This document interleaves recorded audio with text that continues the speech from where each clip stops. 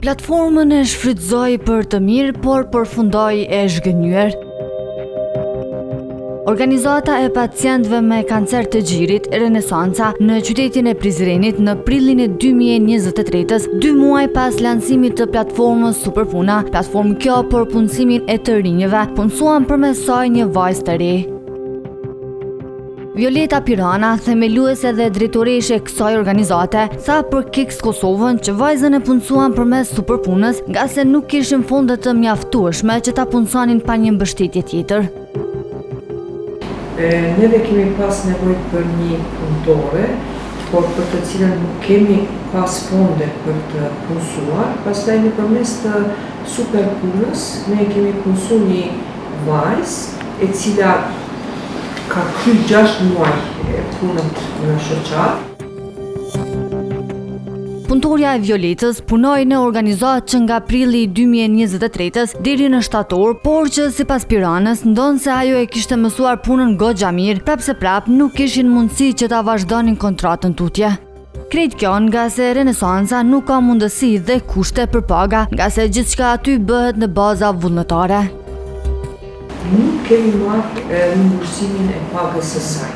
Kjo ka ndodhur prej 2023-shit, prej prillit, dhe jemi detyruar që ta ndalim punën e saj për shkak të fondeve, sepse neve nuk kemi fonde për të paguar paga, ne punojmë këtu vullnetarisht, por na u paraqit rasti me Superpunën dhe ne afrojmë një studente.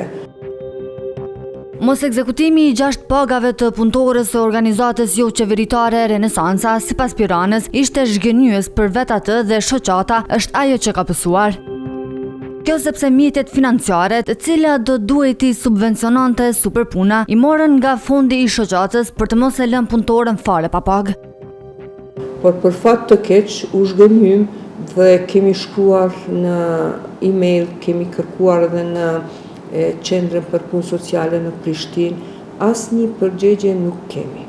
Deri më sot, shoqata është damtuar me më tepër se 1.700-800 euro, ato kanë qenë fondet e projektit për të cilat është dashur me pagu atë punëtore, por nuk na janë rimbursuar.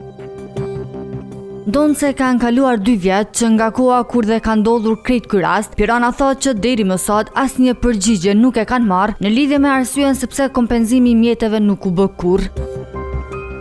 Shoqata jonë është e ndihshme për këto raste, prandaj neve jemi në kërkesë të sipër një përgjigje që të na kthehen ato fonde. Janë bërë 2 vjet në qendrën për punë sociale në Prishtinë kam qenë, po nuk mundem çdo herë të udhtoj të kërkoj përgjigje se jam në Prizren.